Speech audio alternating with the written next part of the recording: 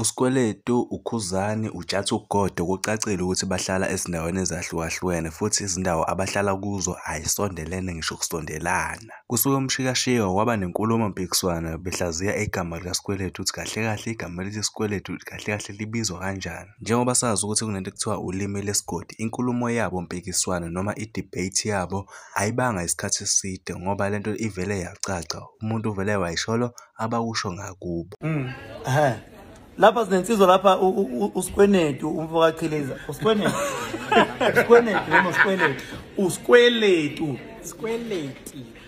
ngiyabona ke ingichaza lento ngoba emkhulu kuSkweletu ngapha ngakithi njengoba usho noKhuzani kwezinye indawo ngapha kwaZulu kwelakithi kuthiwa uSkweletu kwezinye indawo kuthiwa uSkweletu utho uyangikweneta wena ngikweneta wena kodwa futhi manisho lapha redweni nithi ucule Skweletini ngolimo oluqondile kodwa ke ngqo iSkweletu kodwa mawufika endaweni ke ucule Skweletini mana-ke ngesisuthu bathi wankolota okuthi wena ngesisuthu bathi hawu asho uSkoloto uSkoloto nangu uSkoloto